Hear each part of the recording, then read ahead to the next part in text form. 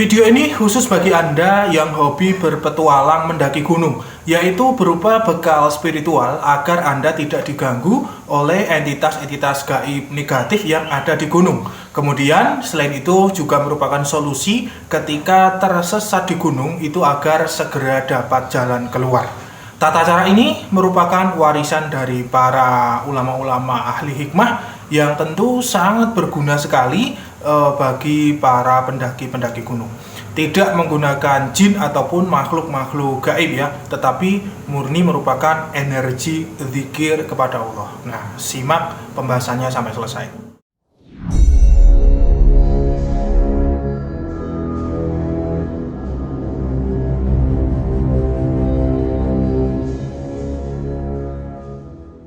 Assalamualaikum warahmatullahi wabarakatuh. Hamdan wa syukranillah. Selamat datang, selamat berjumpa kembali di channel Spiritual 21, investigasi supranatural tanpa batas. Saya dulu juga cukup hobi ya mendaki gunung, namun tidak banyak gunung yang saya daki pemirsa. Tetapi saya itu hanya mendaki kalau tidak salah itu 3 gunung saja. Namun yang sampai puncak itu hanya 1 gunung, yaitu Gunung Merbabu. Yang mana Gunung Merbabu ini letaknya memang cukup dekat sekali dengan rumah saya.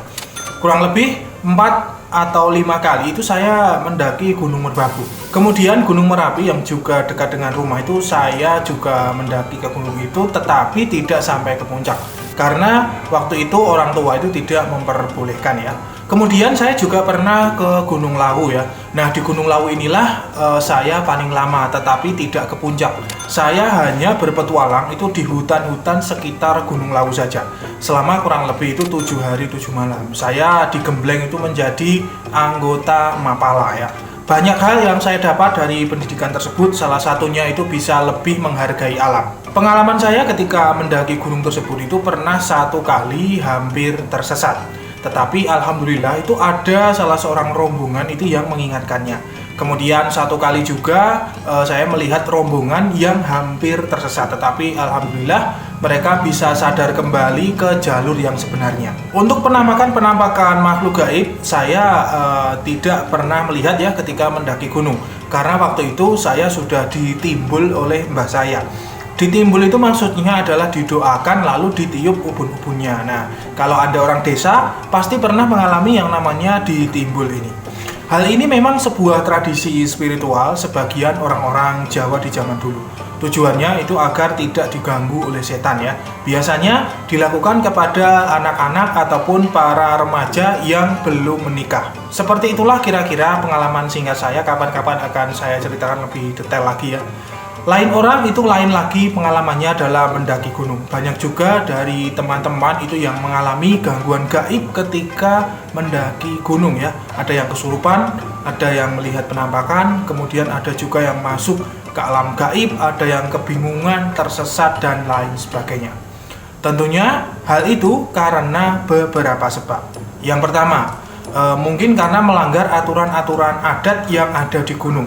Di mana setiap gunung itu biasanya memang ada pantangan-pantangan khusus secara turun-temurun yang memang tidak boleh dilanggar. Bagi orang-orang Nusantara, gunung itu sebenarnya adalah tempat sakral ya. Bahkan di kepercayaan tertentu, gunung adalah tempat bersemayamnya para dewa. Kemudian sebab yang kedua yaitu terlalu menyombongkan diri. Orang-orang yang menyombongkan diri di gunung kalau pas tiba hari apesnya itu akan mengalami kejadian-kejadian mistis. Hal tersebut ya karena entitas-entitas gaib di gunung itu tidak menyukai orang-orang yang sombong, sehingga orang tersebut ya disihir oleh mereka dan menjadi bingung, kemudian tersesat. Kalau tidak ketemu itu tentu bisa meninggal dunia, kedinginan, dan kehabisan bekal. Kemudian sebab yang ketiga, mungkin para pendaki itu melangkahi yang namanya akar mimang atau oyot mimang. Apa itu akar mimang?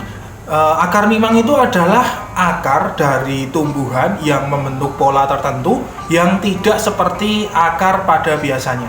Nah, akar ini kalau kelangkahan seseorang, maka orang itu bisa bingung ya, karena akar mimang ini memang memancarkan gelombang khusus yang mempengaruhi otak manusia sehingga menjadi bingung, hanya berputar-putar di gunung tersebut saja tanpa bisa kembali ya. Kalau berjalan nanti akan kembali ke tempat semula, seperti itu terus, atau istilah Jawanya adalah putar giling. Akar memang ini terdapat di dalam tanah. Kita tidak bisa melihat akar memang tersebut kalau kita tidak menggalinya. Kemudian sebab yang keempat, memang para pendaki itu diganggu oleh jin.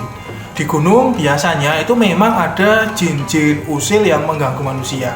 Nah, jenis jin ini dinamakan, kalau dalam istilah ilmu hikmah itu adalah jin syik.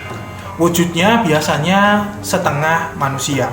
Maksudnya tidak manusia utuh ya, tetapi ada yang cacat. Misalnya mukanya itu rusak, kemudian rambutnya acak-acakan, berbadan manusia berkepala hewan, kemudian berbadan manusia tetapi kakinya hewan, dan lain sebagainya. Pokoknya tidak utuh manusia. Untuk antisipasi dari gangguan-gangguan metafisik tersebut ya, alangkah baiknya para pendaki gunung membekali diri dengan bekal spiritual. Jadi tidak hanya bekal logistik ataupun bekal-bekal yang lainnya. Paling tidak dalam satu rombongan itu ada yang punya bekal spiritual itu minimal 1 orang. Syukur-syukur semuanya punya bekal. Nah, lalu apa saja bekal spiritual tersebut? Bekal yang pertama adalah akhlak.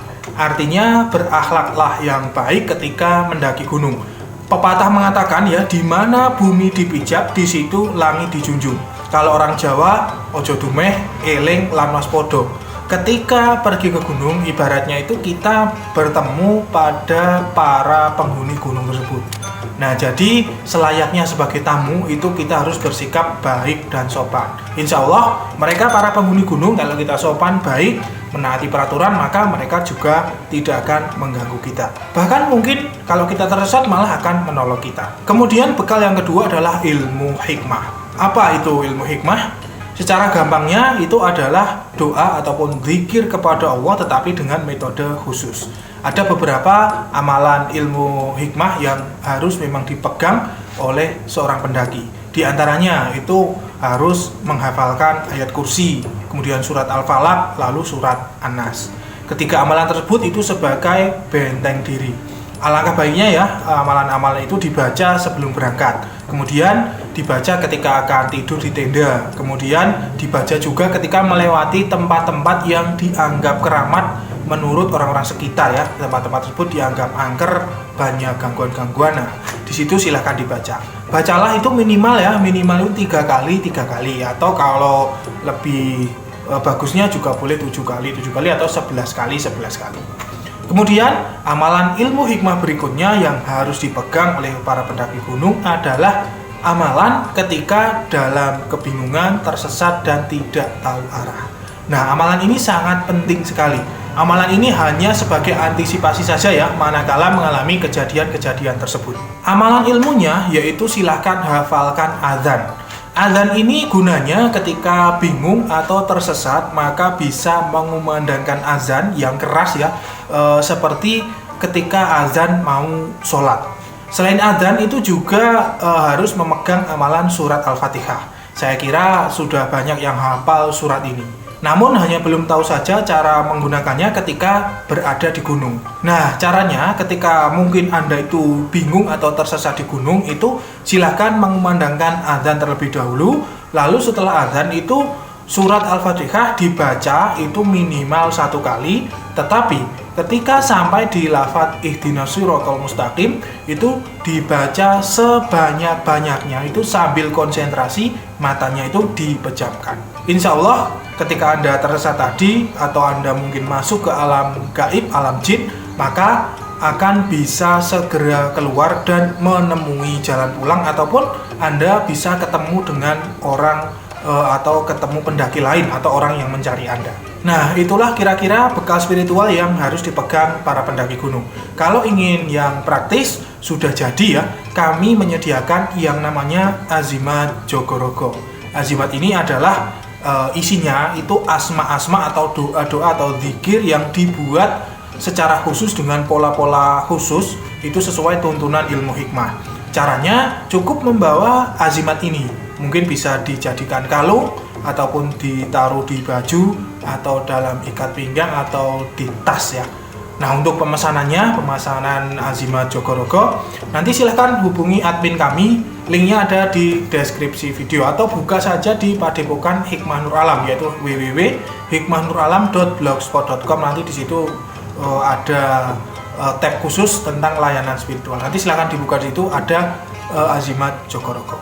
Nah, mungkin cukup itu dulu ya. Semoga semua konten ini bermanfaat. Saya Patin Mu'alam undur diri. Subhanakallahumma wa bihamdika asyhadu an la ilaha illa anta astaghfiruka wa atubu ilaik. Alhamdulillahirabbil alamin. Wassalamualaikum warahmatullahi wabarakatuh. Akan selalu ada misteri di dunia ini. Salam spiritual.